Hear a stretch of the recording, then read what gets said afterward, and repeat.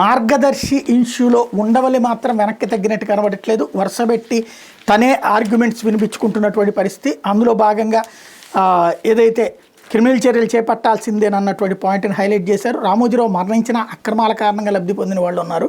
ఈ లబ్ధిని అనుభవిస్తూ మాకేం సంబంధం లేదని వాళ్ళు తప్పించుకోలేరు. ఆర్బీఐ చట్టంలో సెక్షన్ 45(s)ని ఉల్లంఘించారని ఆర్బీఐ స్పష్టంగా చెప్తుంది. తన కుటుంబ సభ్యుల కోసమే సేకరిస్తున్నా అన్నట్టు రామోజీరావు 22 మంది కుటుంబ సభ్యుల పేర్లను కూడా హెచ్యూఎఫ్లో చేర్చారు. అట్లాంటప్పుడు వాళ్ళు బాధ్యత నుంచి పారిపోలేరు. తండ్రి బ్యాంకు లోన్ తీసుకుని మరణిస్తే కుటుంబ సభ్యులను బాధ్యులను చేయరా?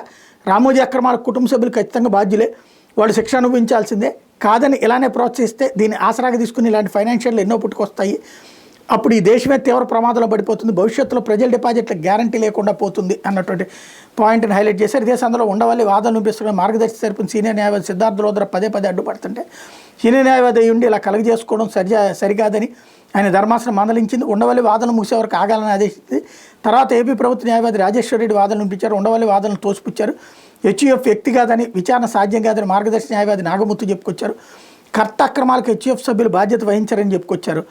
అందరి వాదనలు పూర్తయిన తర్వాత లక్ష్మీనరసింహరావు అనే న్యాయవాది జోక్యం చేసుకున్న మార్గదర్శి ఫైనాన్స్ తన డబ్బు తిరిగి ఇవ్వలేదని ఆర్బీఐకి ఫిర్యాదు చేసినట్టు చెప్పారు. తన కూడా ఈ పిటిషన్లో ప్రతివాదిగా చేర్చుకుని వాదనలు వినాలని కోరారు. ధర్మాసనం స్పందిస్తూ అప్పటికే తీర్పు రిజర్వ్ చేస్తున్నట్టు ప్రకటించామని వాదనలు లిఖితపూర్వకంగా అందజేయాలని ఆదేశించింది.